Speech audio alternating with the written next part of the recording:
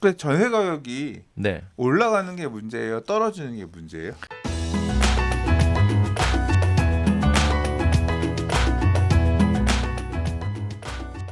자, 세 번째 이야기입니다. 강남 목동의 전셋값이 심상치 않다라는 얘기가 나오고 있는데요. 일단 강남 목동 전셋값의 기반이 학군 수요가 많이 작용하는 것으로 알고 있습니다.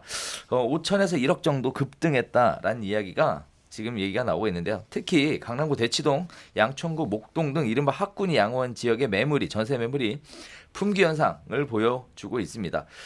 한 달새 5천만 원 이상 껑충 뛴 목동 해마다 신학기 앞으로는 신학기를 앞두고 오르는 편인데 원래는 수능기 시험이 끝나면 전세가 나오는데 올해는 씨가 말라서 가격이 더 큰 폭으로 올라가는 거 아니냐라는 얘기가 있고요. 대치동 물량 자체가 없으니까 전세뿐만 아니라 매매 가격도 올라간다라는 얘기가 있습니다.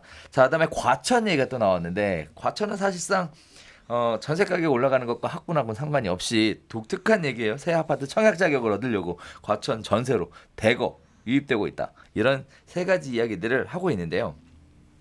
자, 일단 수요는 넘치는데 공급이 부족하니까 전세 가격이 올라간다. 이렇게 봐도 될 것 같은데 이렇게 가격이 학군을 중심으로 또는 신규 청약 자격을 얻기 위해서 전세 가격이 올라가는 거 어떻게 정상으로 보십니까?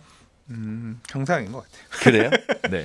아니, 농담입니다. 아니, 농담은 아니고, 그러니까 약간 좀 더 큰 부분에서 생각을 해야 되는 게 이게 수요 공급 측면에서 정상이다 이 표현이 뭐냐면 사실 작년 올해는 지금 올해는 여름 이후부터 부동산 특히 이제 전세 가격 상승에 대한 얘기가 나오고 있어요. 그렇죠. 주택 가격도 상승하는데 전세 가격도 동반 상승하고 둘 다 올라간다 얘기를 하고 있거든요. 그렇죠. 근데 전세 가격은 입주 물량하고 영향이 있어요. 그러니까 새 아파트 입주 물량이 많으면 전세 가격은 안정화되는 편이고, 그렇죠. 근데 매매 가격이라고 하는 거는 그거하고는 좀 별개로 시장이 달아오르면 쭉 갔다가 그렇죠. 이제 아닐 때는 또 이제 이 큰 흐름을 좀 타는 형태가 반복이 되거든요. 그렇죠. 근데 전세 가격이 그러면 왜 지난 한 1, 2년간 안정적이었느냐?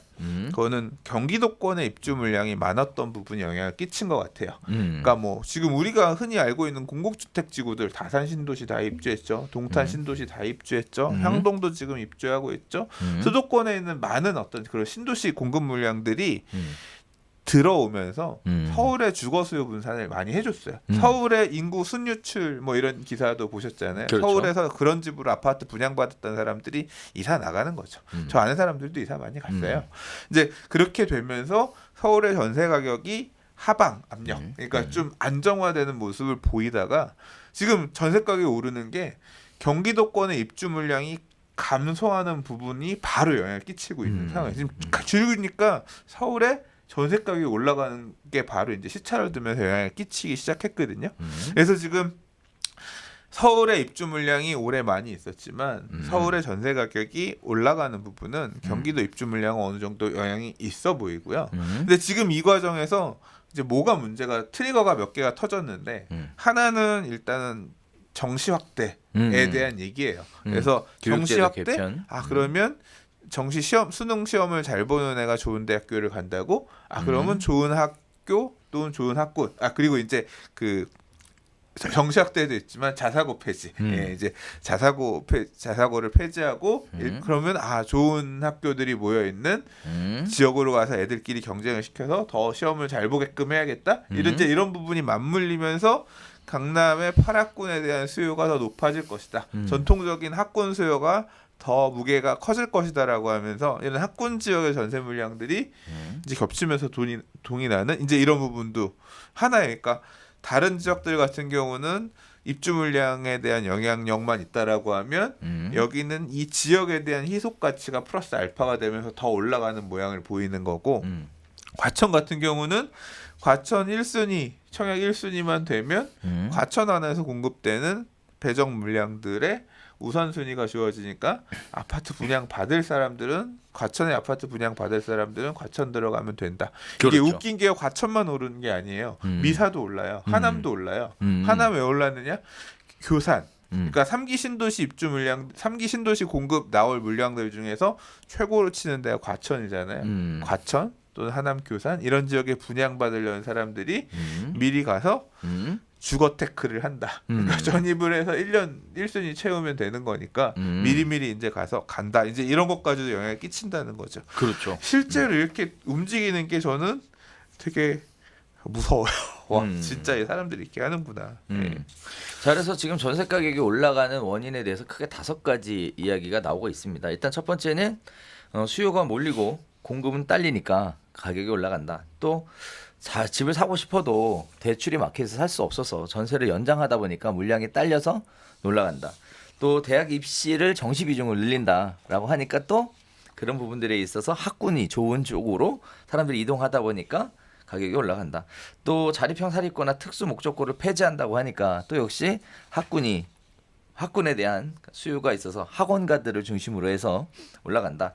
자, 다음에 청약 시장에 대한 관심으로 미리 청약 자격을 확보하기 위해서 대거 주거테크를 위해서 이동을 하기 때문에 특정 지역을 중심으로 전세 가격이 올라간다. 하나 또 있어요. 그래요? 또 예. 있어요? 예. 뭐예요? 와, 이건 진짜 이거만 싶었는데 네. 있나 봐요.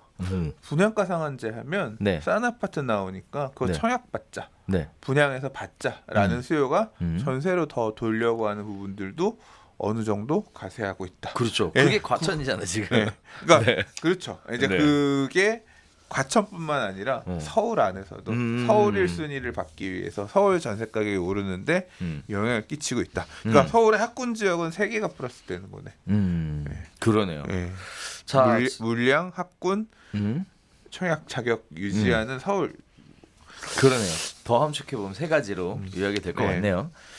자, 이렇게 전세 가격이 올라가는 거 뭐 딱히 방법은 없어 보입니다. 그 당분간 자녀 교육에 대한 학구열이 굉장히 높은 대한민국에서 지금 이러한 시장 상황에 이렇게 전세 가격이 올라가는 게 어찌 보면 당연한 결과가 아닌가라는 생각도 좀 조심스럽게 할 수 있게 되는 부분인데 자, 아무튼 전세 가격이 올라가면 서민들 입장에서는 좀 불안해 할 것 같아요. 이런 부분들 가격이 올라가서 계약이 갱신이 안 되거나 또 전세금을 많이 올려줘야 되는 케이스들 많이 발생할 것 같은데 이렇게 가격이 올라가면 어떻게 대책은 없는 거죠?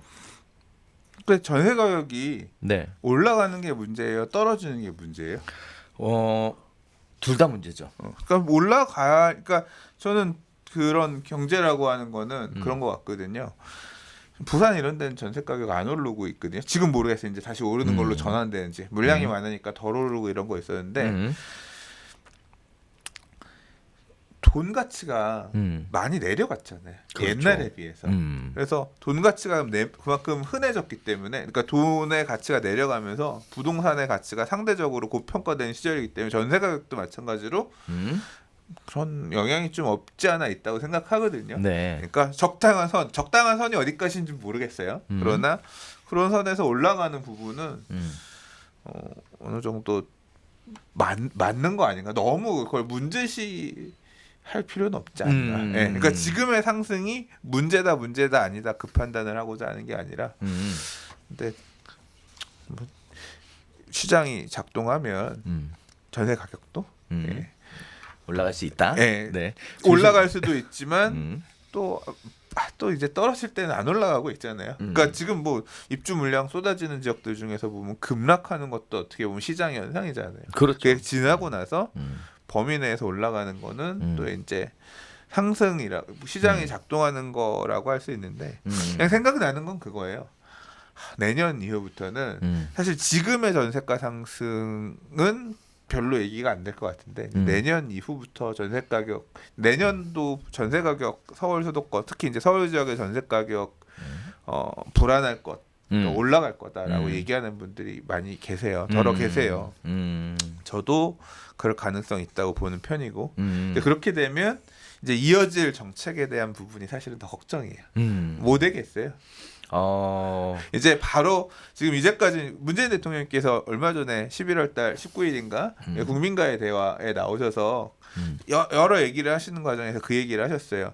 그래도 전세가는 안정이 되어 있지 않습니까? 좀 나름 잘한 것처럼 생각하시는 어떤 그런 뉘앙스에서 얘기를 하셨는데 사실은 이제 전세 가격이 불안해지기 시작하면 그것도 이제 못 하는 상황이 되는 거잖아요. 음. 근데 그 전세 가격이라고 하는 거는 결국은 입주 물량이나 새 아파트 공급으로 어느 정도, 왜냐하면 유동성 돈이 많이 풀려 있는 상황에서 잡는 데는 한계가 있단 말이에요. 근데 물량으로 풀어야 되는데 물량은 빤하죠. 그거는 주택 공급이라고 하는 거는 뚝딱 만들어낼 수 있는 게 아니니까. 그렇죠.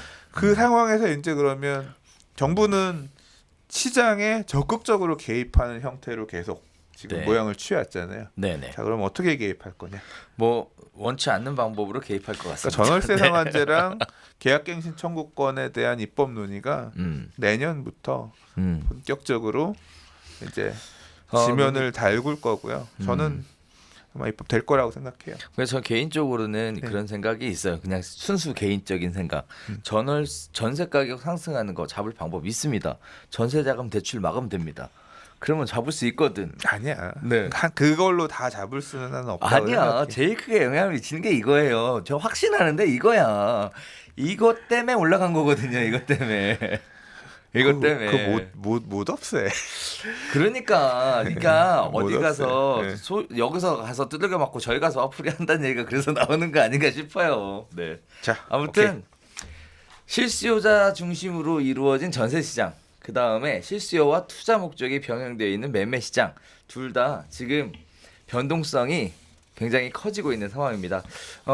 매매 시장에 대한 불안감이 있었다면 전세 시장의 불안감으로 지금 불이 번져가는 듯한 모습을 보이는 것 같아서 상당히 안타까운 모습 보여주고 있는데요. 기존의 방식들처럼 뻔히 보이는 어떤 그런 식의 방법이 아니라 뭔가 획기적인 아이디어들을 통해 획기적인 방법으로 시장 안정화를 좀 시켜줬으면 하는 바람이 있습니다. 자, 그냥 알아서 좀 해봐 이 얘기네. 아니 이게 전 제 개인적인 얘기는 했잖아요. 네, 오케이. 네, 제 개인적인 얘기는 했잖아요.